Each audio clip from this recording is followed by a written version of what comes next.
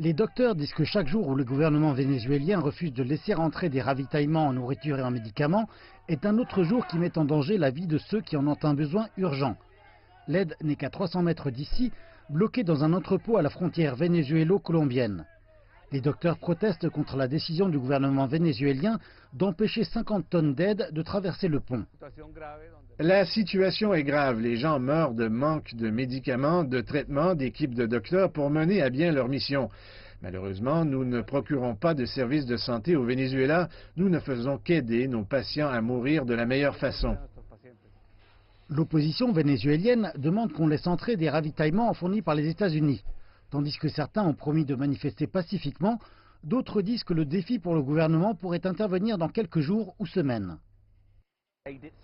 L'aide elle-même peut nourrir environ 5000 personnes sur 10 jours, une goutte d'eau dans l'océan d'une population de 32 millions de personnes. Ce combat est principalement symbolique entre deux hommes qui se proclament chacun président du Venezuela. Le président Nicolás Maduro, qui siège à Caracas, et le dirigeant de l'opposition et président de l'Assemblée nationale, Juan Guaidó, qui s'est autoproclamé président par intérim. Chacun lutte pour la légitimité de la direction du Venezuela. Ici, au pont Simón Bolívar, qui connecte le Venezuela et la Colombie, des milliers de Vénézuéliens traversent dans les deux sens chaque jour.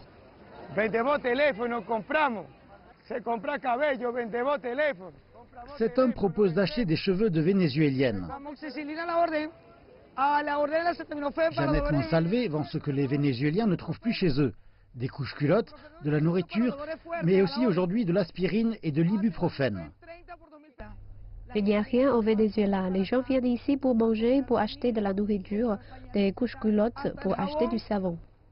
Elle demande que le président vénézuélien change d'avis et laisse entrer l'aide dans le pays qui fait face à une hyperinflation et à des pénuries alimentaires.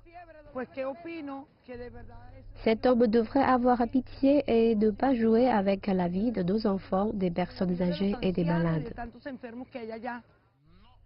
Les manifestations de cette semaine devraient indiquer la suite. Est-ce que Maduro pliera et laissera entrer l'aide? Et est-ce que l'opposition n'a pas surestimé son pouvoir d'amener le changement au Venezuela?